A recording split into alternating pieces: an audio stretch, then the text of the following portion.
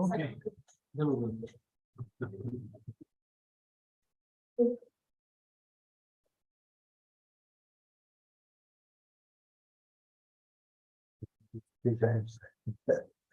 Assalamu alaikum wa rahmatullahi wa barakatuh.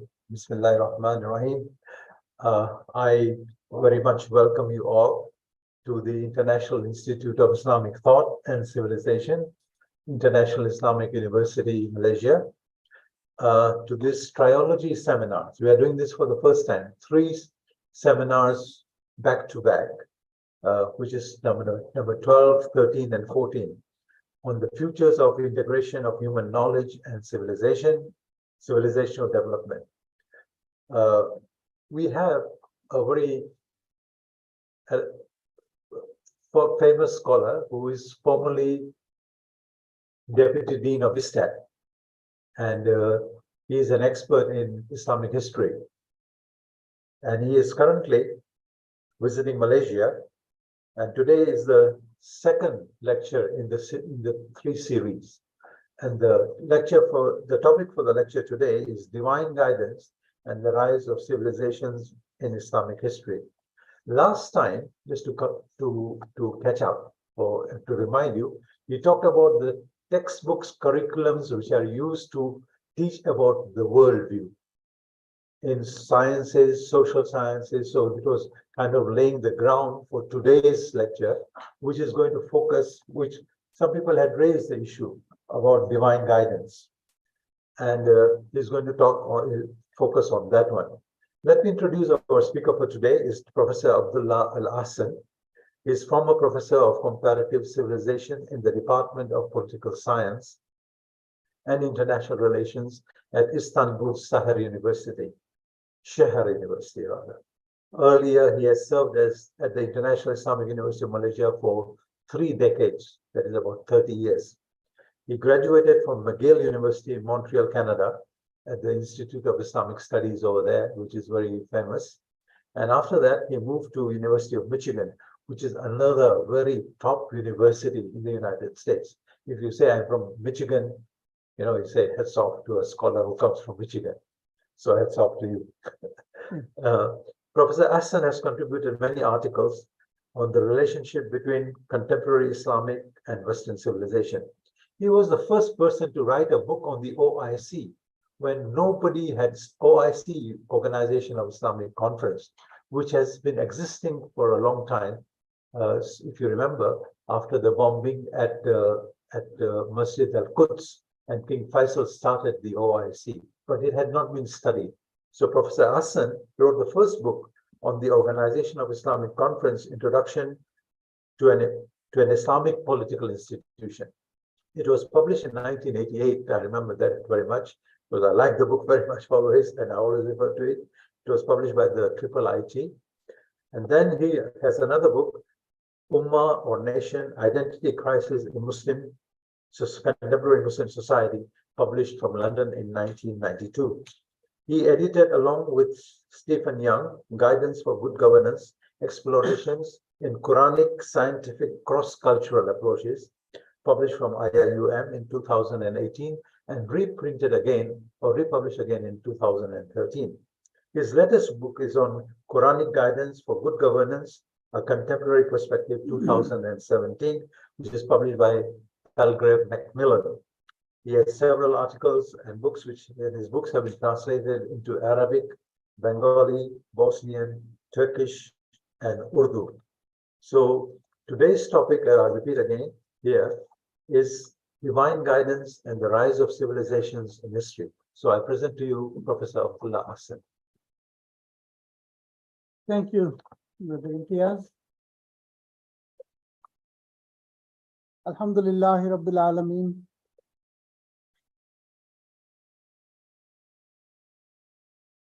Alhamdulillahi Rabbil Alameen. Salatu wassalam ala Rasulihi Kareem. Thank you very much for introducing me at this forum. Well, I will be giving a talk on the OIC at IIS on 17th. So if you are interested in OIC, that will be broadcast both in YouTube and in their own channel.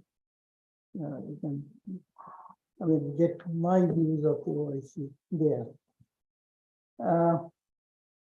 This talk I mentioned to you last time, that I have designed basically my own experience in teaching history and civilization during the last, say, almost 3.5 decades. And I strongly feel that we have some methodological problem in approaching the subjects that we are addressing. First of all, after producing this book, Quranic Guidance for Good Governance, a few years ago with Steve Young, I felt that Quranic guidance has not been understood properly. And what is the purpose of Quranic guidance? How guidance has come to us in various civilizations in history. These questions, I think, are very relevant for us today. So what I did was that, again, I'm repeating the point that after this Clash of Civilizations thesis was introduced by Samuel Huntington in the early 90s, from mid-1990s, I was assigned by this university, to develop courses on rise and fall of civilizations. I'm teaching those courses based on my experience in these civilizational studies. I prepared this talk.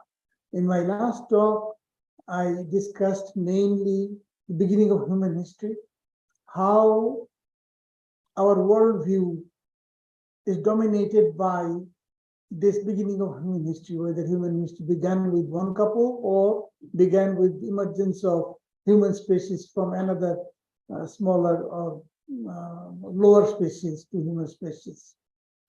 And time and again, this question came up: what is the meaning of divine knowledge, divine guidance?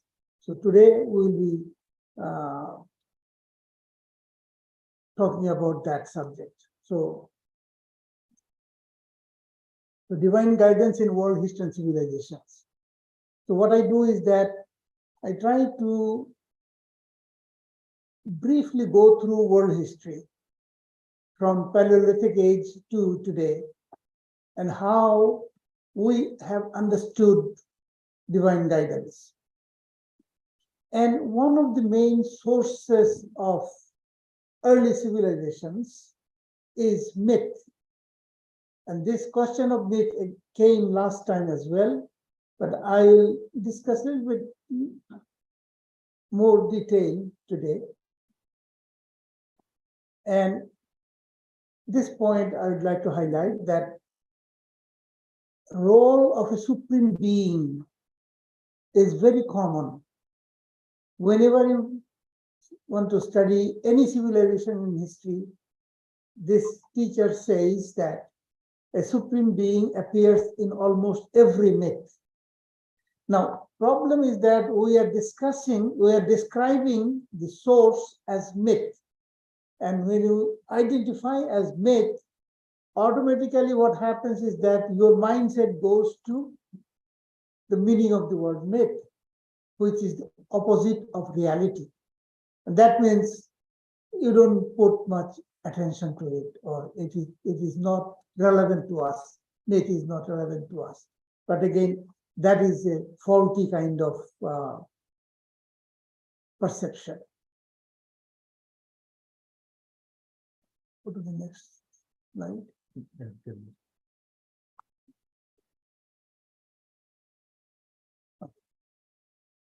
So, all historians, Dr. Imtiyaz mentioned that my background is Islamic history. I would say it is rather world history, not Islamic history. Now, here we have a big problem.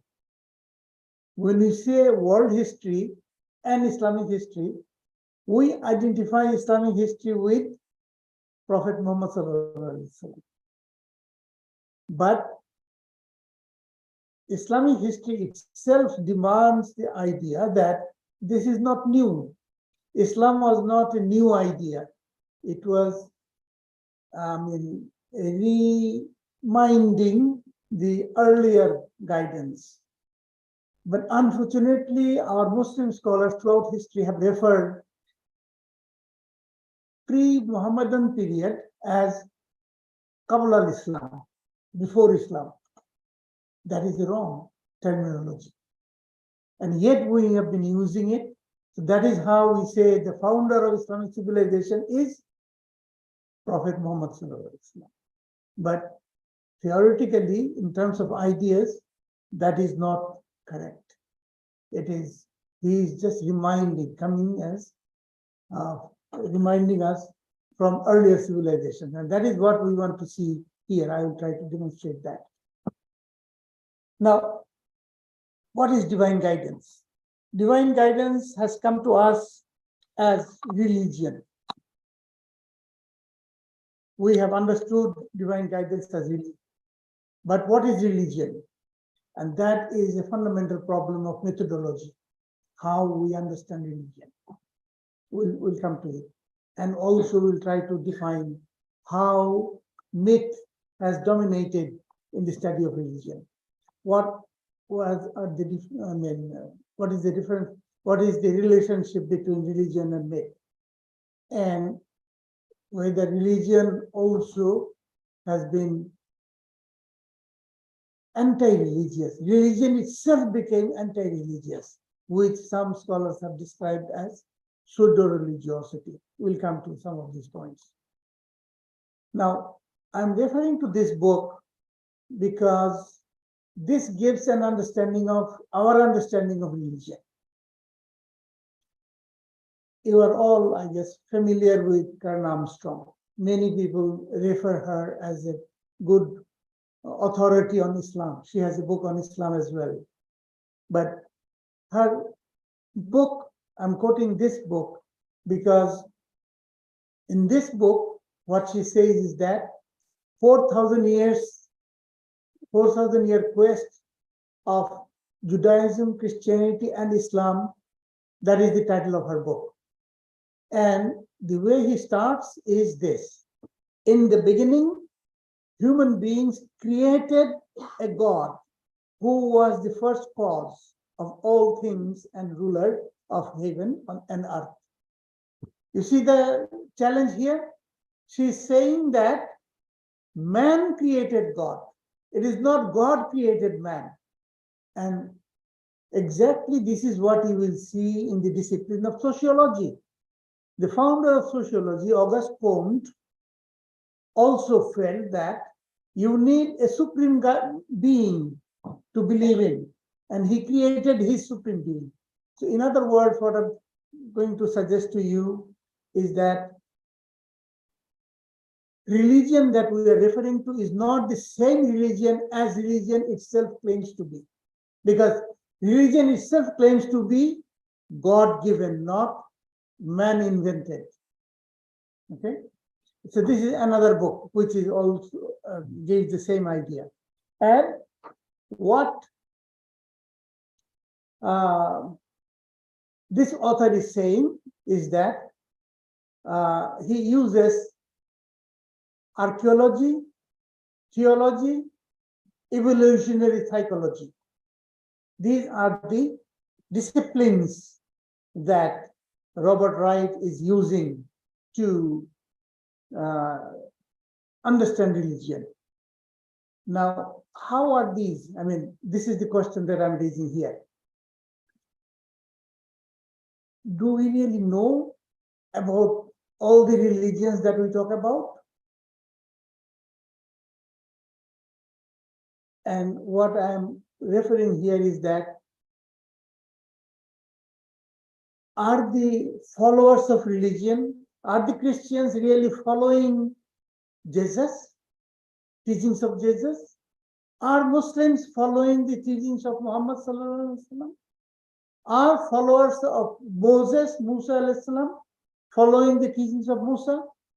If they are, how are they following? And what kind of information we have about the original teachings of Moses or Jesus. These questions are relevant. We should examine those. I mean, this is the point that I'm trying to highlight, that history students should examine this. Unfortunately, we devote more time on discussing whether God exists or not.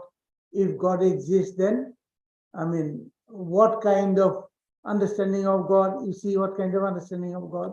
But here I'm quoting from this book. It's a recently published book by a Christian on Prophet Muhammad sallallahu alaihi wasallam. And he thinks that he was a prophet of humanity. In other words, he is trying to human aspect of Prophet Muhammad sallallahu alaihi wasallam. And he does not hide the fact that he is a Christian and his perspective. I was listening to his interview recently, a few days ago, and one person asked him, just imagine now if if Jesus and Muhammad met each other, how would they behave? He says that first, in my imagination, they will hug each other. And immediately after that, they will touch their forehead. What have our followers done to our teachings? He was saying that. And how true it is. But unfortunately, what happens is that how religion, here I'm using GPT. GPT I'm using because, I mean, the other day, a friend of ours, Dr. Tahir Musawi, has circulated a posting interview by the BBC of one of the pioneers of GPT, that it is a very dangerous tool and one should be very careful using GPT. My perception is that it will be dangerous only when you are not careful. If you are careful, if human intelligence is judging GPT's intelligence, you have to put your intelligence over GPT. Then you will be able to use GPT for your advantage. But don't say that GPT said that that is the truth. One thing that GPT can do easily, and you can say that give the command and immediately within few seconds it will give you a big essay, because GPT has the tool to see all over the world how people have perceived that question and give you the summary. Okay, so I have used that technology here, and he's saying, the GPT is saying that what is religion? It is a set of beliefs, practices, and rituals that involve the worship of one or more deities or supernatural entities, that often involves a moral code or worldview that guides behavior and offers meaning or purpose of life. I have highlighted that part which I agree with, that this moral code you will find in all civilizations in history. Worldview, it gives a worldview. Religion gives the worldview. And when we talk about, say, Greek civilization, many people think that Greek civilization is a so-called secular civilization. It's based on philosophy. Greek civilization, I'll point out to you, also comes from the same kind of sources. And it offers meaning and purpose of life. So this is what religion has done throughout history. Religious teachings and practices are based on revelations or guidance. So revelation is guidance. Just keep this in mind. It is not only in the Islamic context, it is in all civilizations in history. Guidance from a higher power. I mean, Hinduism or Chinese religion or any other religion you talk about, they will say that this is something from a higher authority and divine in its origin. They believe that their religious beliefs and practices are not solely man-made, but rather inspired or revealed by a higher power. So this is the general perception of all civilizations in history. A system of beliefs and practices that are unified. This is Emil Durkheim. I'm sure you are familiar with Durkheim. Durkheim is the most powerful sociologist who introduced religion into the study of sociology. And his perception of religion is a system of beliefs and practices that are unified around the sacred and that create a sense of belonging and community among its adherents. So what happens here is that sociology is trying to understand religion from the practices of followers.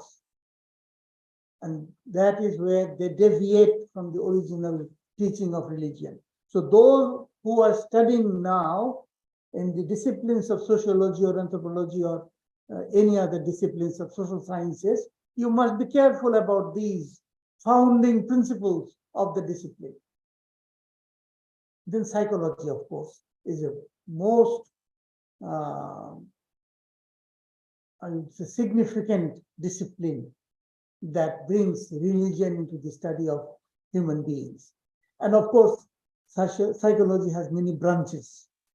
And ChatGPT is telling us that evolutionary psychology looks at religion as may have evolved as a mechanism to help humans survive and thrive in groups by encouraging cooperation and altruism, particularly among early humans living in small communities. Here, I would like to point out this point that we simply don't have enough information about early civilizations, about the beginning of those civilizations. We don't know how a pyramid was constructed, how people came together to build that huge structure. In other words, when you study Ibn Khaldun, you will see that first point Ibn Khaldun is making is that civilization is a result of human cooperation. Unfortunately, these subjects that we are studying, which I have highlighted in my last lecture, that these subjects take beginning of human history with the man in nature, the Hobbesian view of man in nature, where every man is fighting every man, a conflict. And that conflict became the foundation for justice in social science disciplines. And that is where you deviate from the original religious teaching to the subject studies. So evolutionary psychology looks at this mechanism of cooperation and altruism among the early human living in small communities. And that is, of course, they deviate from the understanding of the human nature. Of course, this cognitive psychology has recognized some of it. The cognitive psychology explores how people think and process information. In other words, cognitive psychology admits that there are some aspects in the human brain which are hardwired in the human brain, which help you understand the religious behavior of the people. So these ideas, you see, Quran is telling us time and again that human being foolish, a responsibility which was given to mountains did not accept it. Foolish human being accepted it. That indicates the weaknesses of human nature.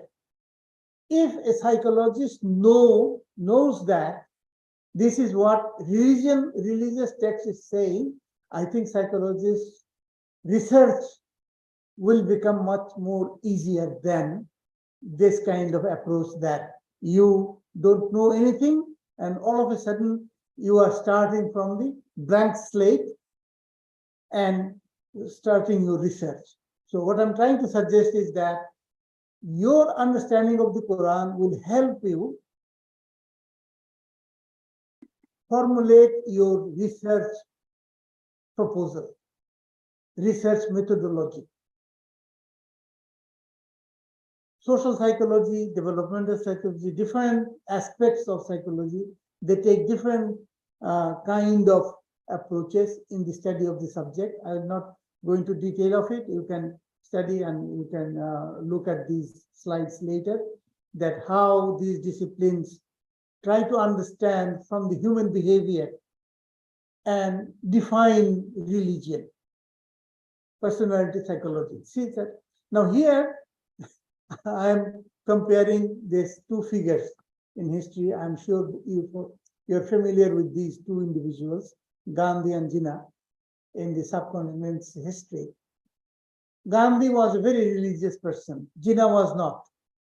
But Jinnah came to give the foundation of what Pakistan is, and Pakistan claims to be stand on religion. You can see what is happening in Pakistan in the name of religion and ideology of Pakistan, how they are following Islam. Anyway, the point I'm making here is that if you want to understand the religion from the practice of Gandhi, you will be totally confused because Gandhi said a lot of good things. But what is happening in India today is exactly what Gandhi believed in. I'm giving this reference because in 1931, the Indian leader Ambedkar demanded from the British the separate electorate system for the Dalit, for the lower caste people. Gandhi said, no, I will die from hunger strike, but I will not let Hindu community to be divided. Now, if you look at, I'll point out it to you when I talk about Hinduism, that Sanatan Dharma does not recognize Dalit as Hindus. Gandhi did not let that happen. And in 1946 election, Ambedkar tried to become a member of the Indian Constituent Assembly. He failed. When he failed, Jinnah's partner from the Dalit community, a Bengali Hindu leader, Jogindranath Mandal, request Jinnah to get Ambedkar into the assembly, and Jinnah got him elected in a Muslim seat. That is how Ambedkar became a member of the Indian Constituent Assembly, and he became the founder of Indian Constitution. If you study the Indian Constitution, you will see that it's an excellent constitution. But of course, it depends on whether you follow the Constitution or not. The point I'm making here from Gandhi is that Gandhi was a religious person, but if you want to understand Hinduism from Gandhi, then you will see that how confused you become. I have elaborated my perception of Freud in the last lecture. I'm just pointing out this in here, that fundamentally Freud considered religion as illusion. And you know that illusion is something which does not exist in reality. So that is how he gave the foundation of his psychoanalysis. So when you study these subjects, we should keep this in mind. Now, I want to highlight some of the points about the relationship between religion and civilization. Religion and civilization have influenced and shaped each other throughout history, often becoming intertwined in various ways. You see, we have departments of comparative religions. We don't have university disciplines of comparative civilization. I mean, I have always written when I was working here in this university, started writing my field as professor of comparative civilization. I still write that, but it has not received recognition yet. But I think we have made a lot of progress because many people are now talking about comparative civilization. When you talk about comparative religion, you confine your understanding of the civilization in the narrow understanding of religion. When you bring it to civilization, you make it broader. So that is the point that I'm trying to highlight here. So religion played a significant role in the formation of civilizations. I mean, best way, whenever I have taught beginning of civilization, rises of civilization, I have used the example of Islamic civilization, founded by Prophet Muhammad. Last time I quoted Huntington saying that we don't know the beginning of any civilization. But in the case of Islamic civilization, this is not true. We know the founder of Islamic civilization as Prophet Muhammad.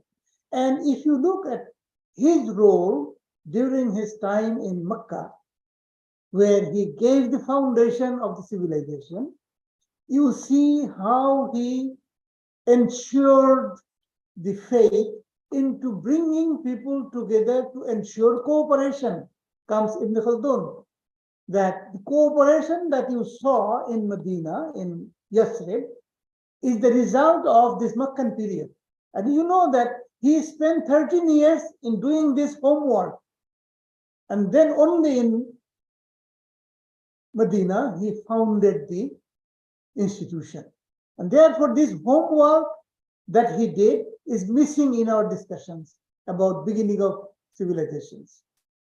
And Western civilization also, we have plenty of material, but if you want to understand the beginning of Western civilization, it varies from 9th century to 18th century. Many people think that, I mean, including Arnold Toynbee, the most famous Western historian.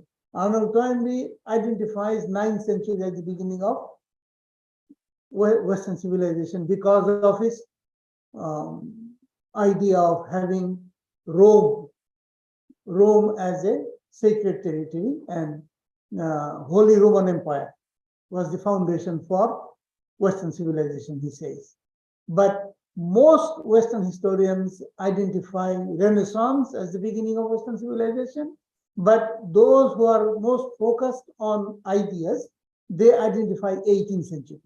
18th century, not only because of the Enlightenment, but also because of the French Revolution.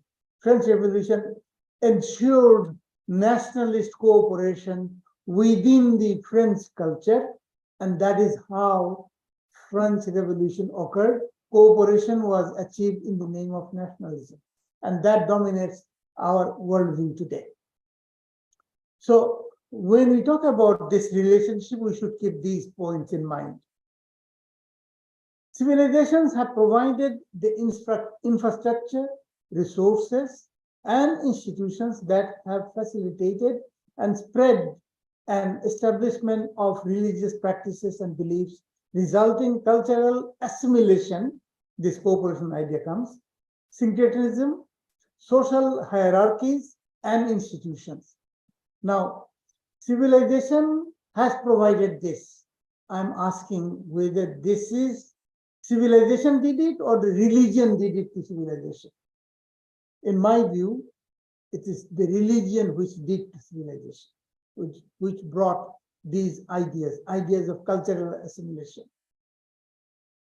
Also provided social harmony, moral values, and cultural identity, but sometimes have clashed over differences in beliefs, practices, and powers and struggles. Of course, when you go into detail, see, problem with our sources of early civilizations is that when we talk about Egyptian civilization and Mesopotamian civilization, we only know the civilization when it existed at a later stage of their life.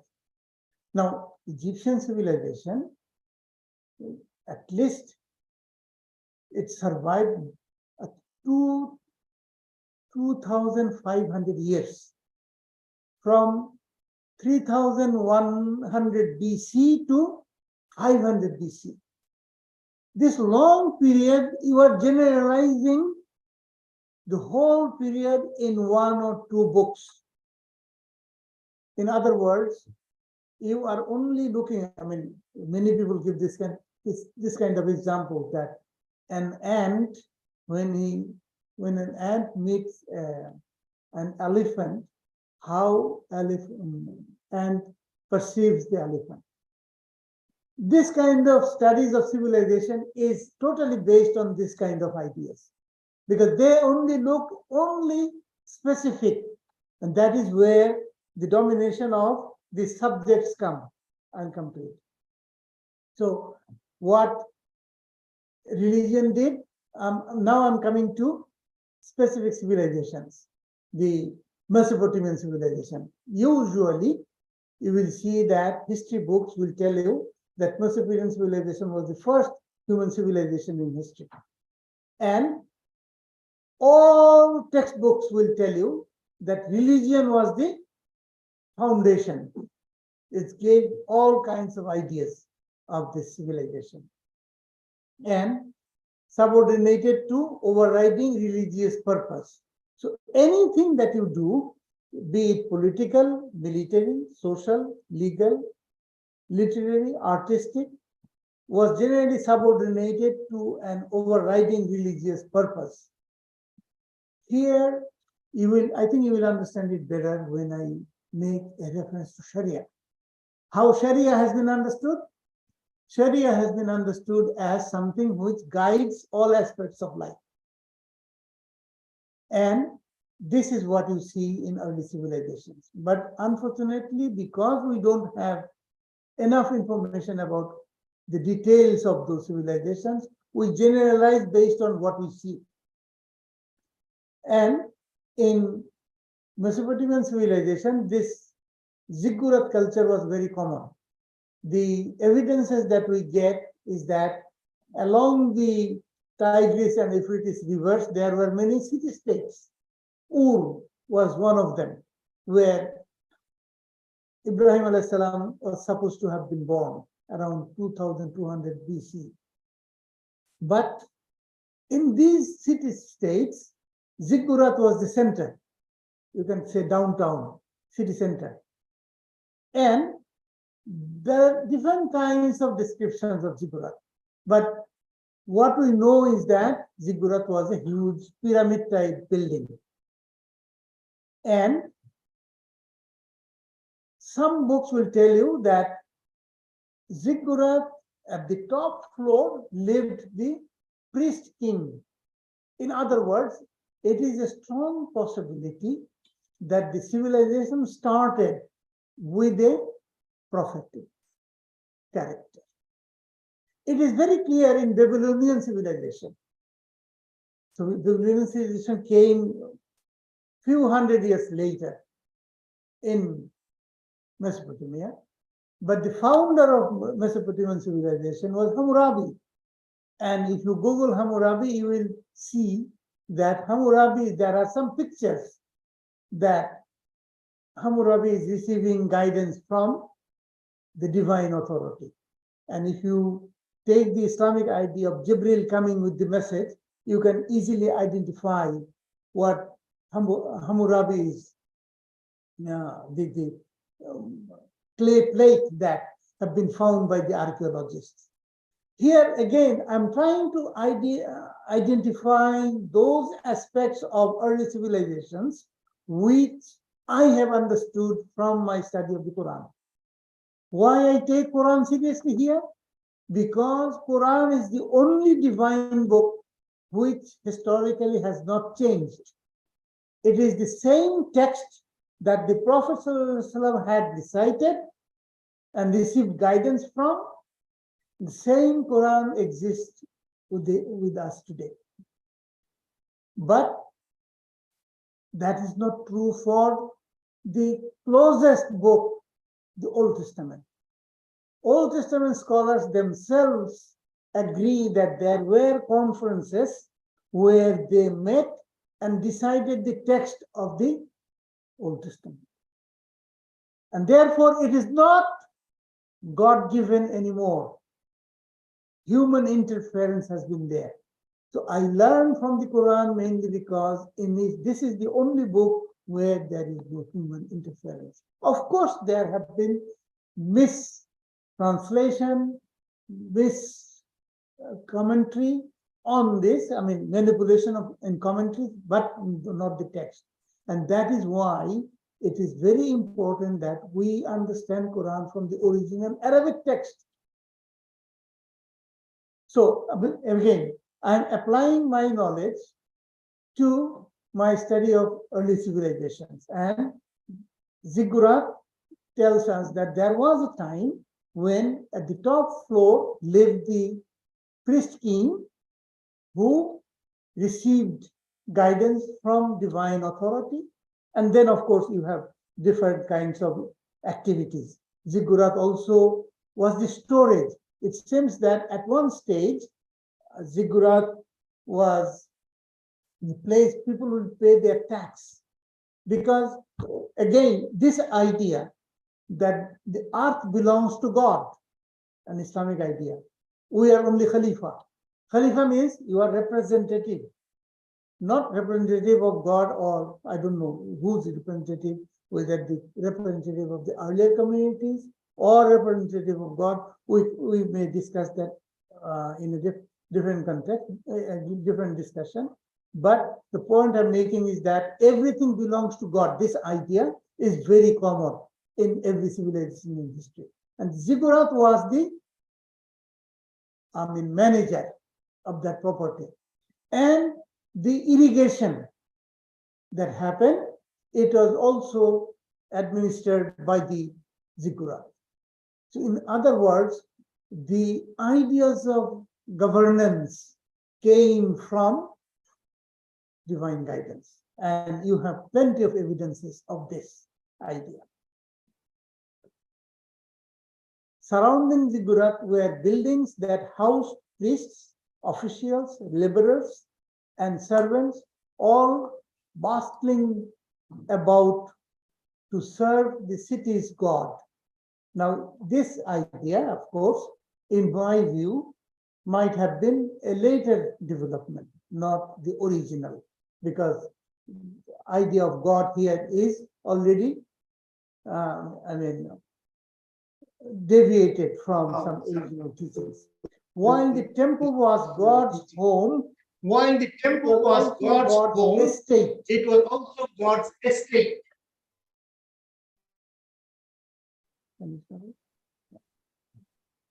God's estate. That is the point that I was trying to make. That every belongs to God, human take care of the property. They are not owner of the property. They are not owner of the property. Temples function like large engaging in all sorts of productive and commercial activities. They are dependent on cultivated cereals, all kinds of agricultural activities. Basically, they were agricultural societies. Now, this figure is a very important figure. Gilgamesh. You might have heard about him. If you don't know, Google him. You will see that there is a tendency to magnify him as a powerful king. But the main idea that you should generate from this character is the idea of limitation of human beings. Limitation of human beings. He wanted to conquer the whole world. In one of the conflicts, his friend died, and therefore he had to revise his strategy. And he wrote it down. He wrote it The down. historians And the say that historians he say became that he immortal became immortal by writing writing this. this. So what So we what learn we learned from Gilgamesh is that human beings have limitations. human beings have limitations. And therefore,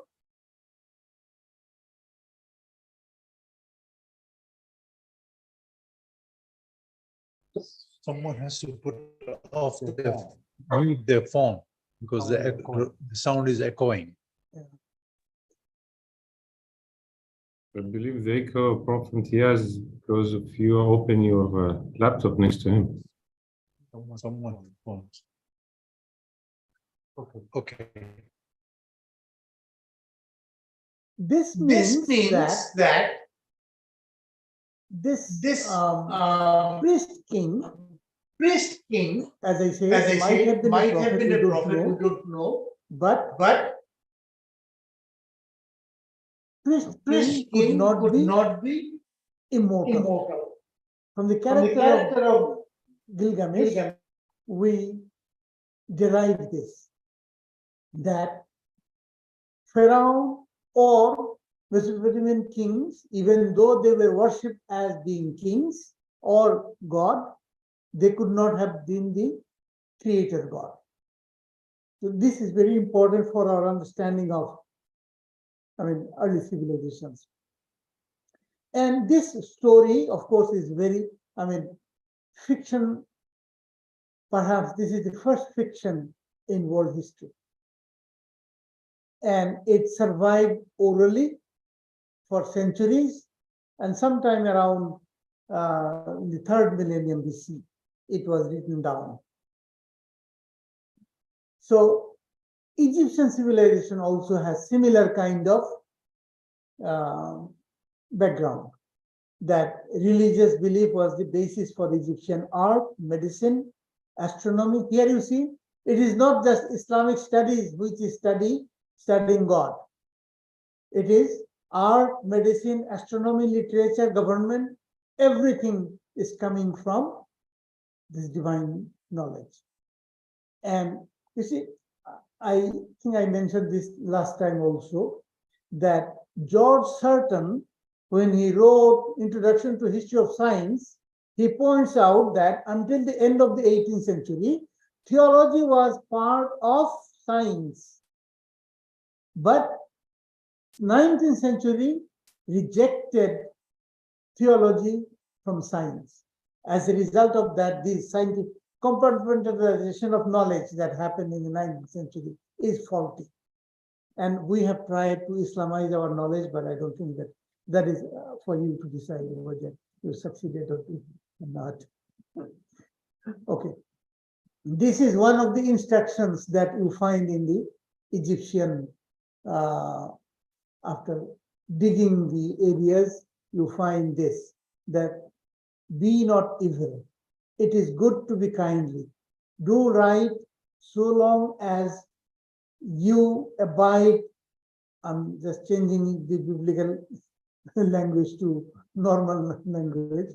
You abide on the earth. You live on the earth, I would say.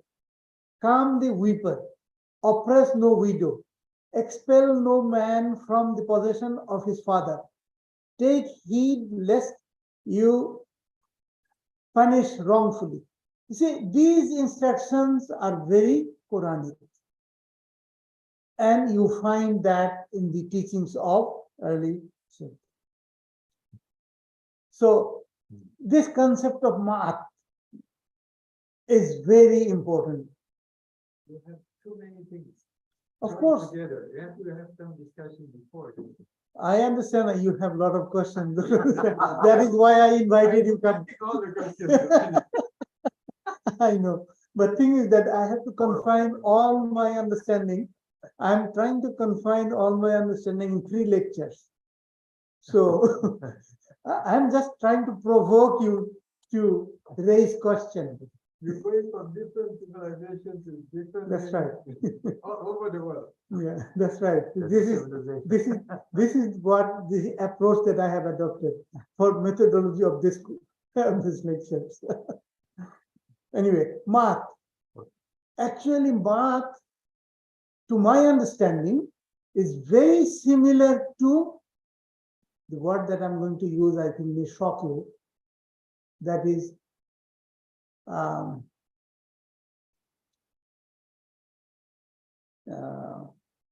taqwa. Just see what taqwa is aimed at and what Maat is aimed at. In other words, taqwa is not just a new discovery of Prophet Muhammad sallallahu alaihi wasallam. It was there. This is the human nature that divine guidance wanted to guide man. Natural balance and harmony that govern all aspects of existence, including the physical, social, and ethical dimensions of life. It was believed that Maat ensured the proper functioning of the universe and that all creation was sustained by the principles of Maat. Associated truth, justice, morality, and the correct order of things. A person's heart would be weighed against the feather of Maat in the judgment of the soul after death, determining their fate in the hereafter. So this comprehensive idea existed in Egyptian civilization. In the Egyptian civilization also you find this Pharaoh who lived, I think, most probably a century before Musa alayhi salam. And here you have a challenge. I mean, Jewish history is a very rich history. Rich history not because they did a lot of things, rich history because they studied their history. And you have plenty of information about Jewish history. But yet, the perplexity of the Jewish history is that Egyptian sources do not talk about at all about Jews, existence of Jews in Egypt. Even though Jewish history will highlight characters like Yusuf alayhi salam. Of course, Musa alayhi salam was a huge character, but mainstream Egyptian sources do not talk about any existence of the Bani Israel. It is only Bani Israeli sources which talk about their existence in Egypt. And this is a challenge, of course, for historians. Israeli historians are trying to identify some aspects of Egyptian history with Jewish history. But this is something that, historians should work on. But this Akhenaten was a pharaoh. His original name was Amenhotep. He changed his name to Akhenaten, means servant of Aten. That means he introduced, the Egyptian sources recognize this, that he was a monotheist. And one of the main action he took was changing the capital from Thebes to Amanda. Why did he do that? Because the established bureaucracy and aristocracy, they were controlling the whole thing. Religion was manipulated. Religion was undertaken by the priests, and he was not able to reform the religion. In order to destabilize the aristocracy, he moved the capital. And this is one of the actions. And of course, not only him, his wife, Nefertiti, also was a very remarkable figure in Egyptian history. And both of them were monotheists. And again, this is a guess. He might have existed about a century before or half a century before Musa alayhi salam. A lot of information that we get about Egyptian civilization is this Book of Dead. If you Google it, you will find a lot of information about the Book of Dead. And you will see that most of these information would be very similar to moral guidance or prophetic guidance of any civilization that would need. And you will find, I mean, many museums have preserved some of these because plenty of clay plates have been found by archaeologists. And this reminds me of the certificate of indulgence. Are you familiar with certificate of indulgence? The Catholic Church used to issue, which Martin Luther revolted against. Some of these material will tell you similar things. In other words, these priests used to offer this kind of certificates to wealthy people. In other words, the religious idea of accountability, not only here, but also hereafter, existed in all civilizations in history. Because you can only understand, you can make human beings responsible when you have accountability.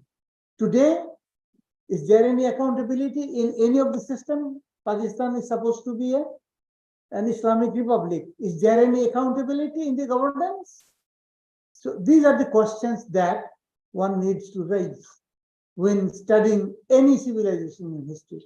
When one wants to study the divine guidance, what kind of divine guidance should guide us today? So, Book of Dead will give you some information about Egyptian civilization. And then, break? 10 minutes. Oh, you want me to finish in 10 minutes? Okay, I'll try. Then you have this Hebrew civilization. And this is the closest from Islamic civilization. And you will see that the Old Testament has many original teachings of the divine guidance. Particularly this one, small farmers in debt to moneylenders face the loss of their land or even bondage. The poor and their families were often dispossessed and enslaved by the greedy and wealthy. So this is what Amos, one of the 8th century BC prophets of Old Testament. You see, again, compare the Bible and Quran. Usually you go to interfaith dialogues, they will compare Bible and the Quran. They are not comparable because Bible is a book which had been compiled from the experiences of 1,000 years. And many prophets appeared during the Old Testament has centuries of history, teachings. But some of those teachings are still surviving because of, I mean, of course, one must give credit to these biblical scholars that they have retained these ideas that Amos spoke out against these injustices of the heartless rich and the hypocrisy of pious Jews who worship God in the prescribed manner, but neglected their social obligations to their neighbor, and he demanded justice. See, today, the Saudi government has opened the floor for going to Umrah, and hundreds and thousands of Muslims are going there. I don't know how much they care for the needy people around them, but they would go to Umrah so frequently. So just compare. Similar idea you can see Zoroastrianism. I'm not going to detail, but exactly the same ideas as I have mentioned in the Old Testament in Zoroastrianism. But more importance I put in this last three civilizations. Ancient Greece. And first discussion that you will find, I mean, when Sarton wrote his history of science, first figure he treats is Homer, Iliad and Odyssey. And Homer talks about something that happened 300 years before. I mentioned this last time, I'm not going to that now. But 6th century BC was Solon. And from his activities also, you can see that perhaps he was a prophet as well. And this idea of human cooperation, and you see, many people today give example of ancient Greece, and that comes from this idea of what do you call it? The human community. I mean, principle of justice that underlies the human community permitted all classes of free men, even the poorest, sit in the assembly with elected magistrates. This election process, quite clear in the Greek tradition. That is what was adopted by many Western scholars. But Solon reformed the 6th century Greek civilization along those lines. But then by the 5th century, 100 years later, emerged the sophists. The sophists are, if you study the sophists, you will see the same characters like 19th century social scientists and 20th century social scientists today. Manipulation of knowledge, very common. To serve the interest of the, I mean, go to any think tank today, think tanks will do good research. Climate change is a big issue today, and you will see that the corporates will fund climate research, funding the kind of research they favor.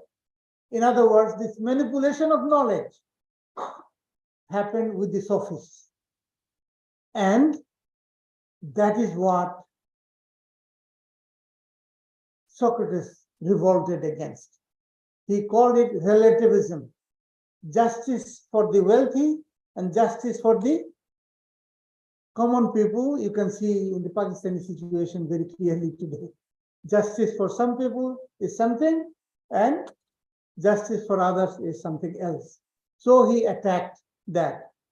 And the knowledge that Socrates promoted was this true education meant the shaping of character according to values discovered through the active use of reason. And you see how Quran is encouraging you to raise questions. Why? Because you can be a good believer only when you use your reason. You can understand the divine guidance only when you utilize your own intellect. So what Socrates is telling us is that when people engaged in critical self-examination, strove tirelessly to perfect their nature, they liberated themselves from prevailing opinions and conventions and based their conduct on convictions that they could rationally defend. He also says that people with questioning minds could not be swayed by sophistic eloquence or delude themselves into thinking that they knew something when they really did not.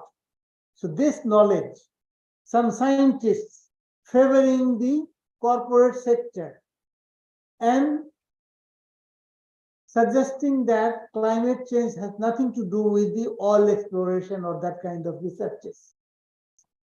And that is why many Muslim scholars later described Socrates as a prophet. And I subscribe to that idea.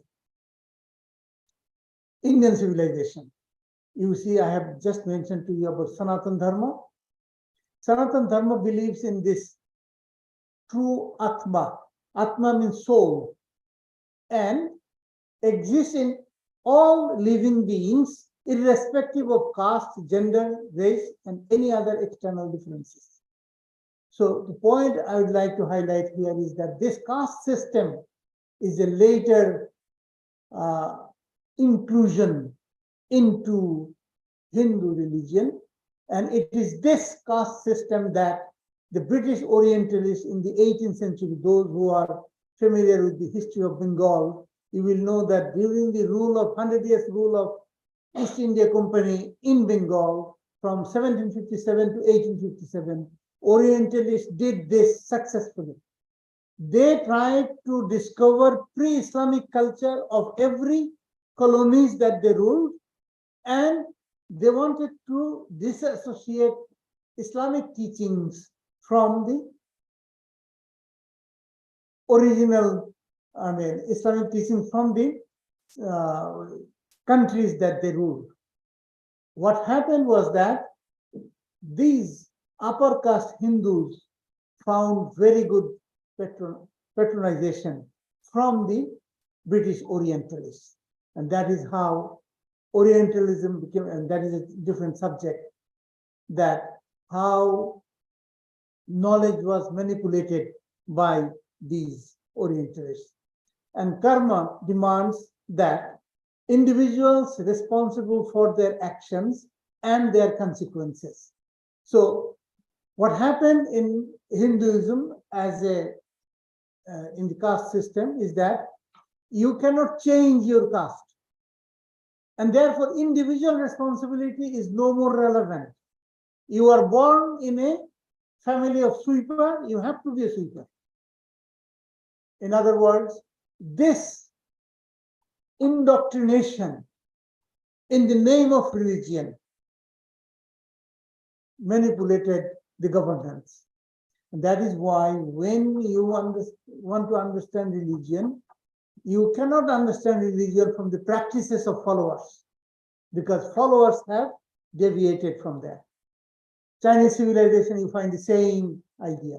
Tianming, mandate from the heaven. Again, the idea of justice, benevolence. All these ideas are common. And this accountability. These two ideas are common in every civilization. Accountability and transparency. That makes a good governance possible. And therefore, don't generalize your understanding of a civilization from the little part of the civilization that you have been informed by archaeologists or anthropologists or sociologists, because they are generalizing their information based on only part of their knowledge. And that is why I'm ending this talk by quoting this verse, which I quoted last time as well, that Quran mentions this, that they sold the divine message at a very cheap price. So when we talk about divine knowledge in history and the role of civilizations in history, you must develop your mindset to ask questions. When you ask questions, here I will request you to follow Socratic method. You will see that that will satisfy your soul. Thank you very much for giving me the opportunity to discuss the subject. Thank you. Thank you very much, Professor Abdullah Ahsan. You took us through a journey of civilization. Dr. Shan is here. So, sorry? This is around the world in 160 minutes. That's right. Okay. He started with the discussion as we are continuing on the role of the divine or supreme being. I'm not going to say everything what he said, but just highlight a few points.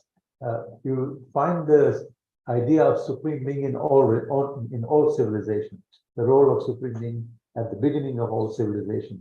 And he also talked about the importance of religion in forming civilization, not the other way around. And when he was talking about Hammurabi, Gilgamesh, and ancient Near East, you took me to my class with Professor Faruqi on ancient Near Eastern texts. So everything just flushed in my mind again. And then you talked about how abuse has been taken also in civilizations when they don't live up to the teaching of the supreme being, who is at the foundation of the morality of civilization. I think this is what I gathered from your point. So I open it up here for questions and comments. First, if you have any questions, any comments to make, please go ahead. Yes, brother. Please say your name, where are you from, and then present your questions. Assalamu alaikum warahmatullahi wabarakatuh. I'm Sajjad Ahmed from Jammu and Kashmir, India. I'm doing a PhD in psychology and psychology, international science in Asia. Were you attending any of the courses by this Turkish Institute of Integrated Knowledge? Sorry? This Nursi Foundation institution in Turkey, they offer online courses. Were you attending any of those? No, I did not. Oh, okay. Yeah, no, I know that in my class, someone from Jammu Kashmir was attending. I was just. So, Okay, but I was not present in these sessions because I was not knowing about this session. So my question is, you talked about Socrates that is in fact the idea of scholars who say that he might have been the problem. Can you know the names of these scholars who say that Socrates had been the problem? I'll have to find out the exact names. Okay. I'll get back to you. Thank you so much. The second question is about the concept of history you talked about, which was very interesting talk, because the idea of history right now, they have the evolutionary concept of the history, and that has colored all the branches of the knowledge. So when you talk about the myth, we say that myth cannot be the source of the history. Myth cannot be the source of civilization. But there are certain questions that the people who talk against the myth and people who talk in favor of the myth. Because I do subscribe to your idea that most of the civilizational discourse are based on the myths. But when we talk that the myth cannot be the source of the civilization, it cannot be the source of the true knowledge, then a few questions arise. Say, for example, how can we justify property journey on a horse with the wings? So it seems to be like a myth. So how can you justify that particular part? There's a part of our history, there's a part of Islamic civilization. So when we come across with these questions, how can we counter these questions and how can we address these questions? That's the question. Thank you very much. Well, my interest is not, I mean, of course, myth is something that you cannot totally discard. Because I mentioned this last time, that when some Europeans learned about the city of Troy in the description of Homer, they became interested in digging the area. When digging the area, they found the city, ruins of the city of Troy. So in other words, myth cannot be totally discarded. You have to have that is science that we need to practice, or methodology that we need to apply scientifically, so that based on our reasoning, based on some reasoning and myth, we can establish some truths. Now, I am a believer.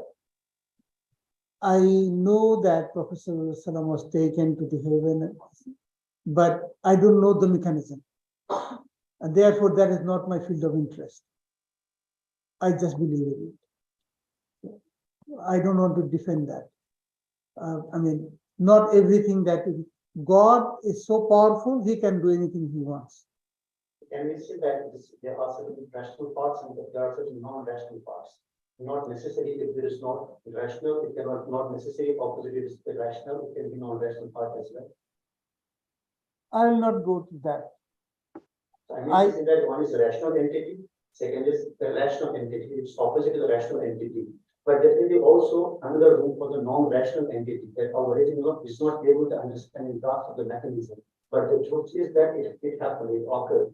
But we don't have such mechanism, we don't have such capability of our reason that can grasp that high level non-rational entity. Can we put this into that category?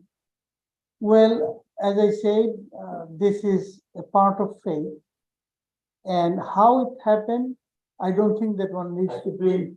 I don't believe in it, but just put it in the rational argument. No, I am not put in those languages, because if you put in the non-rational part, and then that will put you in more trouble. So I will not go to that kind of. Thank you very much. There's a question on the Zoom. Can you cite the teaching?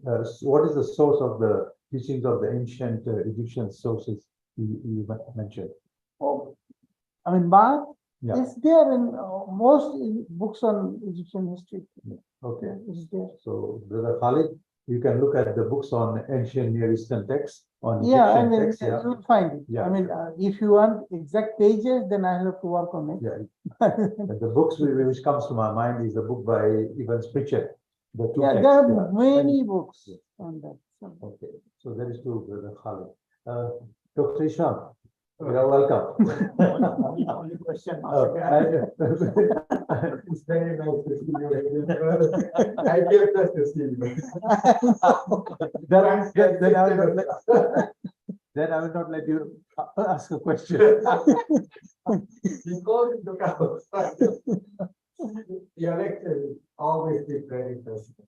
But it's a little going around the world everywhere, and that's why it's a little confusing, but at the same time, there seems to be a theme.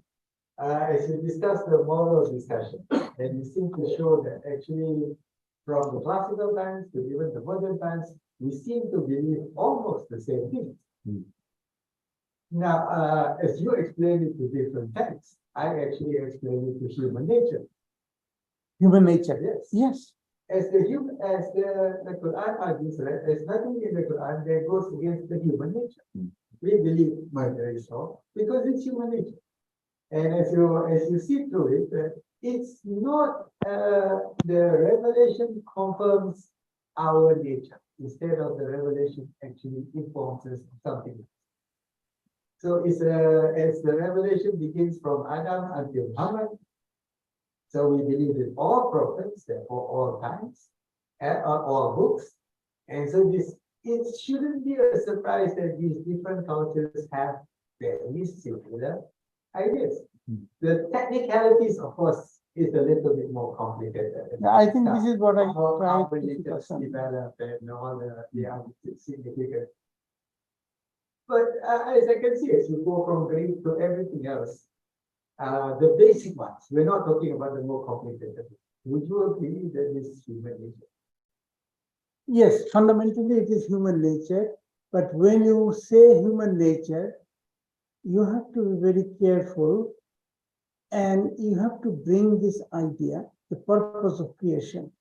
The purpose of creation is test. If you don't have both aspects, there is no test. And therefore, you will find answer to many questions when you bring the idea of test. Oh, what I mean is like this. There may be a test, but we do recognize this as right. We may not do what is right. Yeah, yeah. And there are many reasons why we don't do what is right, but still we have a guilty conscience. We have a nature that we recognize this is wrong, yet I do something which is wrong. That's the difference. So when we go through the different civilizations and you see a great deal of similarities. Yeah.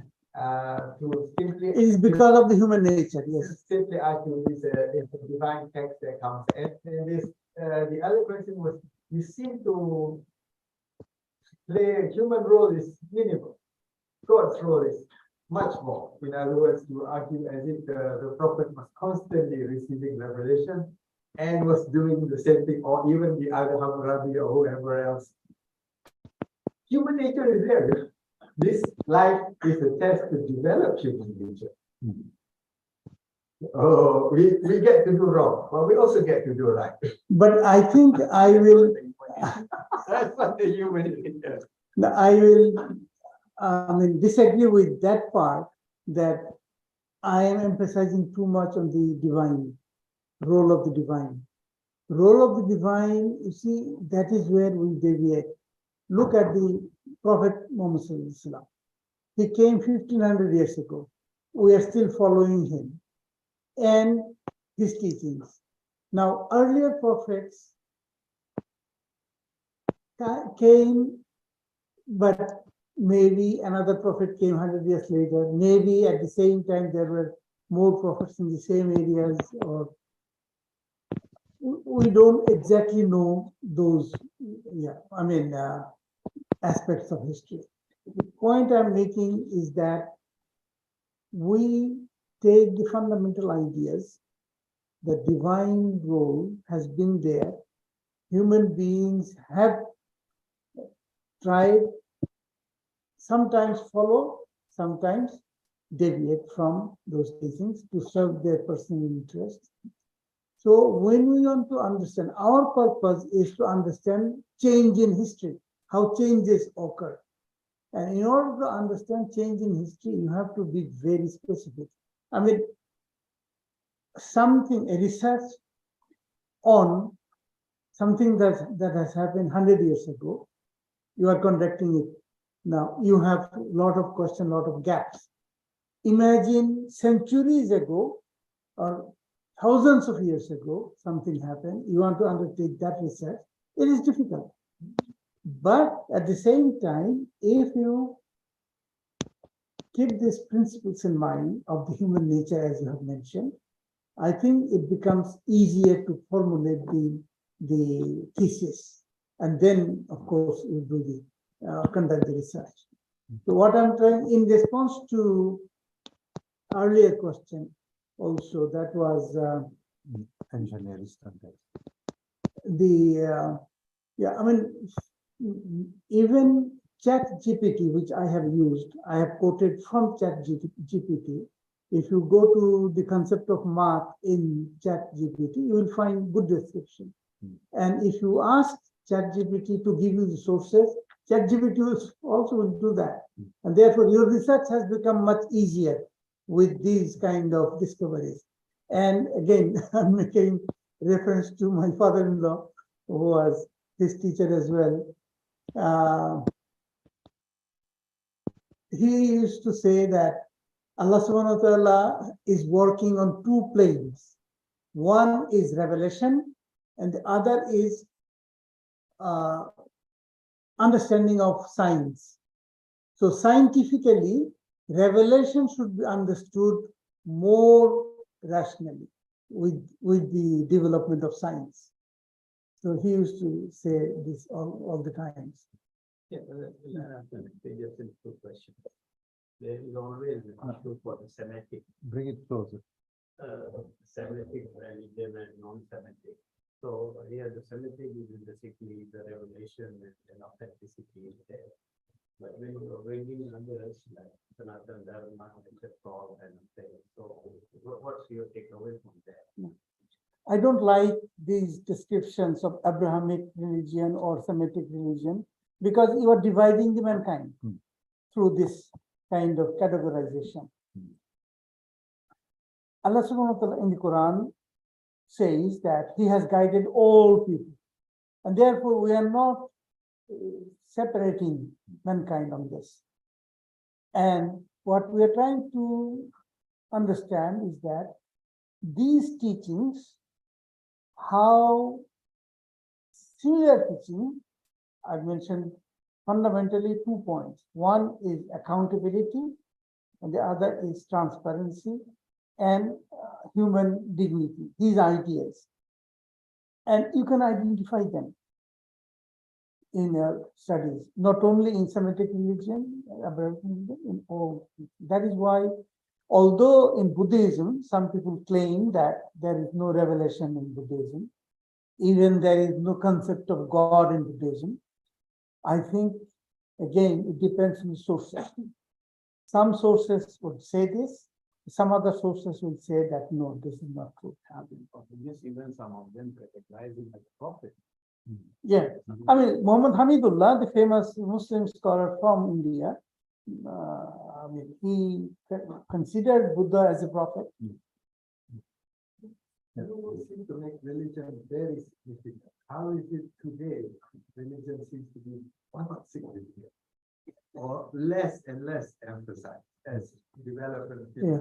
I think it is because this so-called 19th century social scientists, founders of all these subjects, they wanted to undermine religion. And that is what Sarton was saying.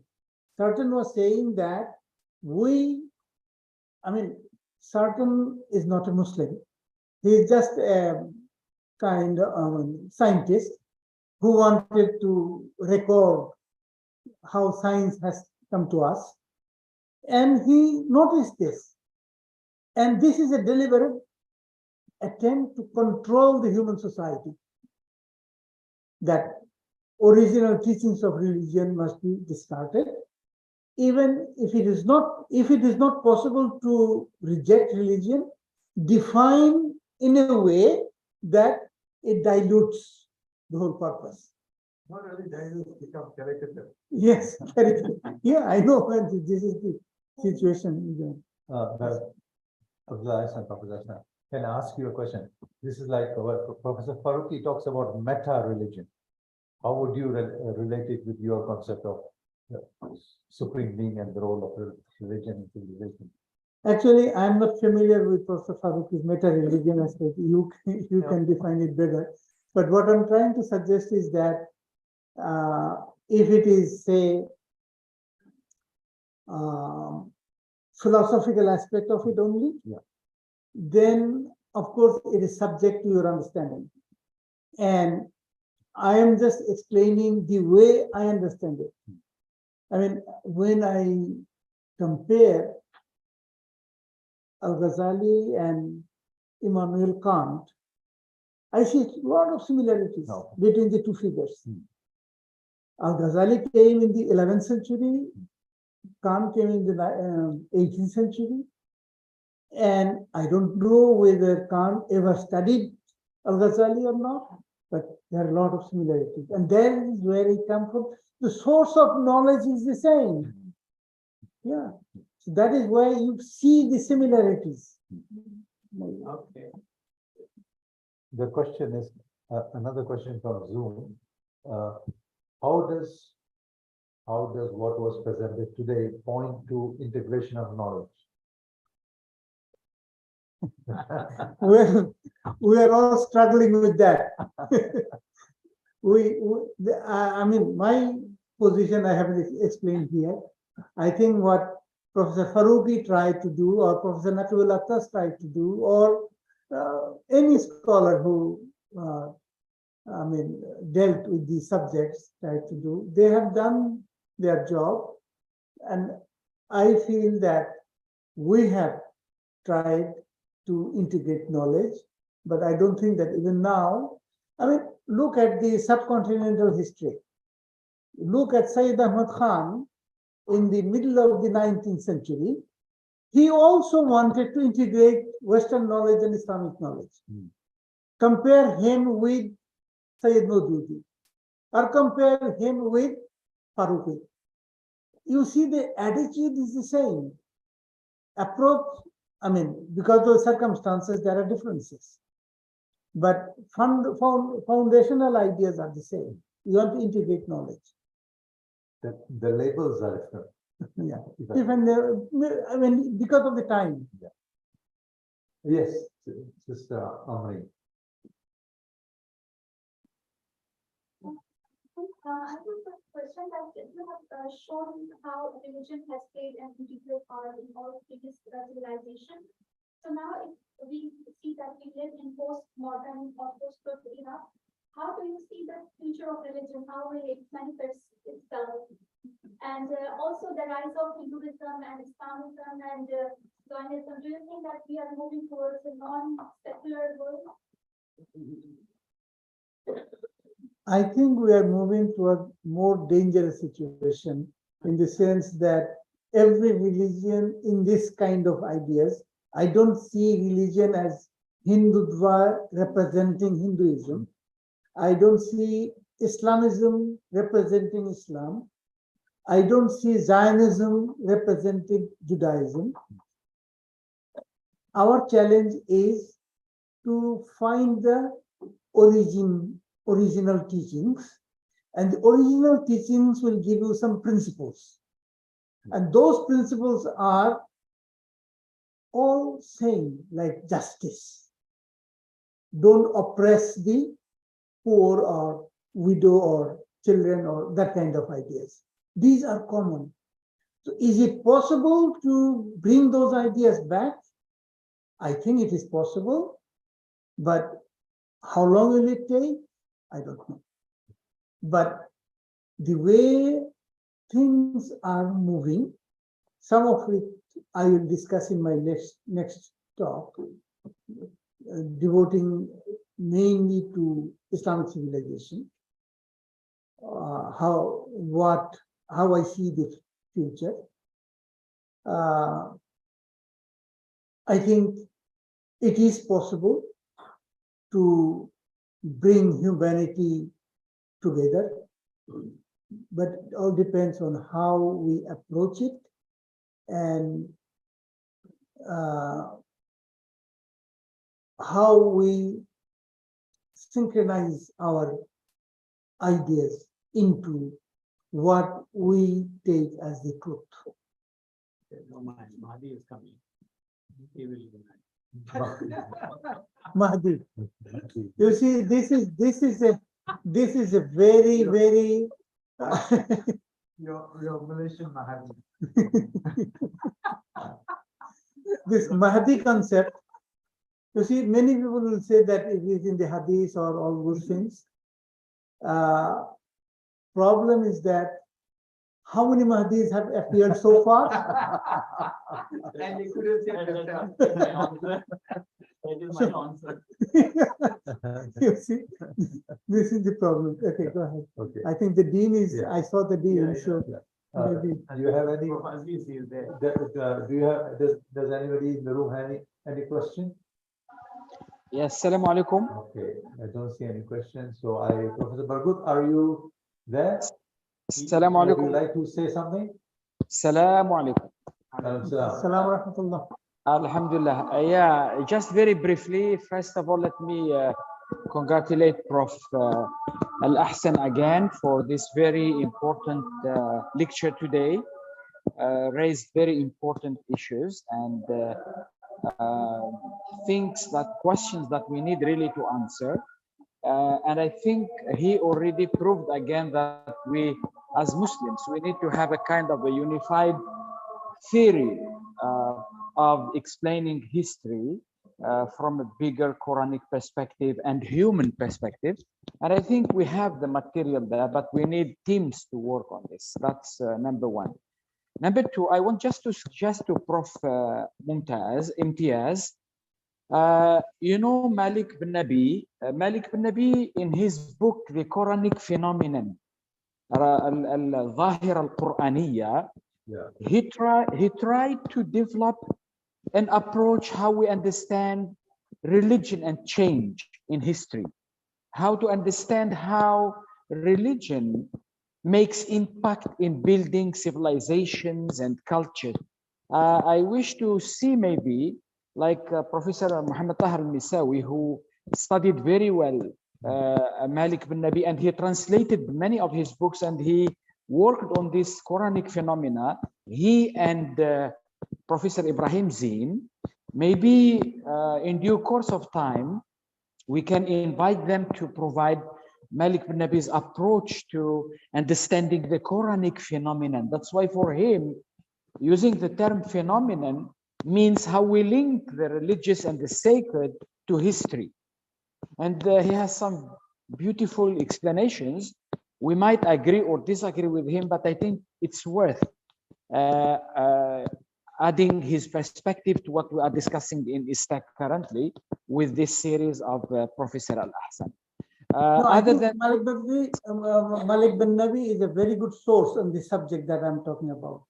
I'm sure that some reflection on his ideas will enrich our discussion. great. Thank Yeah. you very much. May God bless you. Yeah, so, Professor Bargut, since you mentioned about Professor Tahir Musawi, actually he already has contacted me and he wants to give a similar kind of a talk. So I told him, give me a date next month. So we are on track. Great, great. Alhamdulillah. I'm glad that I have been able to provoke people to talk about this subject. Thank you. So we come to the end of today's session, so I request Dato Fauzi to please give a souvenir to Professor Abdullah Ahsan, Brother Fazli. Formalities.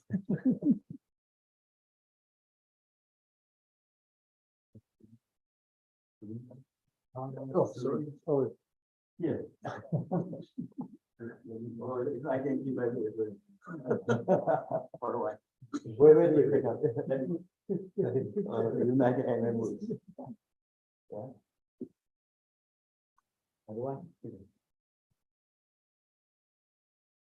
thank you. Yeah.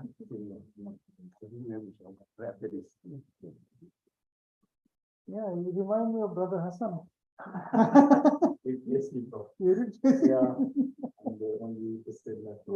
Yeah, from older generation. You are not old though. 49 this year, bro. Well, Yeah. 49 is young for us. So thank you for coming, and our last lecture in this session will be next month. Next week, same time, same place, same speaker, but the topic is very interesting. He has built towards what the question is being raised by the listener. Like today, you know, we talked about divine. We started with curriculum and creation story, and then today we talked about divine, the role of divine guidance in human civilization. So the next topic is Islamism, which just got mentioned about here. Islamism and Islamophobia, a survey of the relationship between Islamic and Western civilizations today. And these questions were raised here by Sister Marine and others. So inshallah, we'll see you next week. Let us end this session by reading Surah Al-As, and thank you very much, Professor. Is there any question with this question? No. No. Okay, Bismillahirrahmanirrahim.